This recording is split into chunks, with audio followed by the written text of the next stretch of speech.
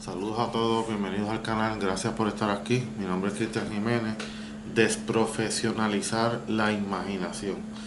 De esto habló Antonio S. Pedreira, entre otros intelectuales puertorriqueños y del mundo, en el movimiento intelectual de las prácticas filosóficas.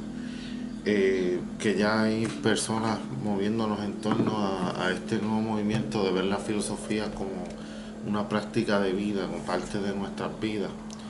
Se habla mucho de esto, ¿entiendes? Hay intelectuales que han propuesto que adicional a ver la filosofía como una práctica, entiéndase, nosotros deberíamos coger la imaginación y desprofesionalizarla. ¿Qué significa eso? Hoy, en el siglo XXI, tal vez incluso posicionándonos atrevidamente en torno a las consecuencias intelectuales que va a traer la guerra entre Ucrania y Rusia el 2022, unas pandemias que se anuncian, un calentamiento global amenazante con la vida humana, con la humanidad, y el ser humano en general está consciente de, ¿verdad?, de una mentalidad planetaria. O sea, en el siglo XXI hay problemas, por primera vez en nuestra humanidad, hay problemas que nos competen a todos, no importa en la parte del planeta en que nosotros nos ubiquemos. Estamos interconectados. Entonces, posicionándonos ahí, bajo esa mentalidad, ¿qué significaría o qué propuesta yo traigo para decirle que sí, hay que desprofesionalizarla? Lo primero es que desprofesionalizarla sería quitarle lo profesional. O sea, ningún profesional o sea, no debe haber ninguna regla estándar, no debe haber ninguna estadística fija, ninguna profecía científica que te diga cómo imaginar. ¿De quién es tarea eso? Además de los padres, etcétera, de la educación. Pues hay eh, una disciplina, hay una de las ramas de las humanidades que ayuda muchísimo a eso, que es la rama de la historia. Entiéndase, los historiadores tienen que imaginar, y entiéndase, pero ponerlos a imaginar con un libro de historia que tiene un estándar, que tienen unos objetivos desde afuera del estudiante.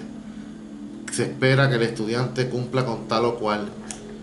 Y si el maestro o instructor o facilitador o facilitadora sigue eso exactamente como está ahí y no lo atempera, ¿verdad? Porque tal parece que esos que están en los currículos, esas exigencias son universales y inamovibles, que siempre han existido.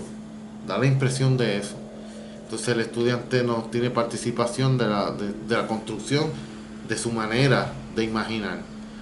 Precisamente el estudio del pasado y la interpretación de los hechos del pasado y la reinterpretación y el que se critiquen historiadores unos a otros con diferentes o interpretaciones del mismo evento, eso es enriquecimiento. Pues en medio de todo ese proceso está el imaginar. O sea, tienes que imaginarte cómo fue, ¿verdad? Estos historiadores que escriben sobre historia antigua tienen que imaginar cómo pudo haber sido. Máximo cuando dependes de fuentes arqueológicas y otras cosas, hay que hacer muchas conjeturas. ¿Qué, qué estaba en la mente, por ejemplo, de Alejandro Riley en Puerto Rico en siglos XVII, XVIII? O sea, ¿qué estaba en la mente de ellos? ¿Por qué lo hicieron? Ahí que llega la pregunta filosófica. Y cómo es que el historiador debe pensar filosóficamente el pasado para desprofesionalizar la imaginación, para que la imaginación no le pertenezca a un profesional X o Y, para que la imaginación no sea medible, no se puede medir la imaginación. Por lo menos la imaginación que hace falta, la espontánea, la capacidad de imaginación, porque si no tenemos la capacidad de imaginación, muy difícilmente vamos a desarrollar solidaridad y empatía, ¿verdad? ¿Qué puede estar imaginando un sicario como en Estados Unidos que entran a las escuelas y tirotean así a diestra y siniestra ¿verdad? Sin distinguir, sin ninguna causa aparente, qué puede estar imaginando? Pues obviamente en esos casos extremos pueden haber problemas, ¿verdad? A nivel biológico, pero en general el imaginar es una disciplina, si se quiere, un comportamiento, una destreza que se desarrolla mayormente en las clases de historia, de teatro, de las artes en general. Ahí que volvemos otra vez a las artes, la necesidad del arte. O sea, el arte es necesario para vivir desde antes de la fundación de la institución de la familia, con las pinturas rupestres en las cavernas. O sea, tenemos la necesidad de eso, de representar, porque no accedemos a la realidad directamente, entre otras cosas. Así que esto se me ocurrió leyendo un artículo de un intelectual puertorriqueño, se llamó Eugenio Fernández Méndez. Su artículo dice, ¿verdad? El título es Más allá del insularismo hacia una civilización puertorriqueña. Entonces, empezando el primer párrafo, dice: vivimos, esto fue escrito en los años 50 del siglo XX, pero cuando lo leo hoy me parece tan y tan actual. Vivimos intelectualmente en Puerto Rico una vida de corta envergadura porque nos falta una verdadera comprensión de nuestra herencia cultural, de nuestro patrimonio histórico. Esa es la que hay. O sea, claro, ¿cómo vamos a imaginar si no sabemos de dónde salimos? O tenemos una idea bien vaga de eso. ¿Está bien?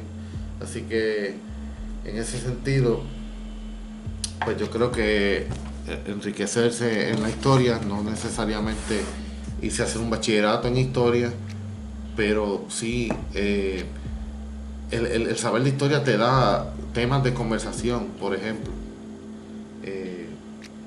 Y el saber imaginar te ayuda a decidir, entre otras cosas. ¿Está bien? Así que gracias por haberme escuchado. Nos vemos la próxima.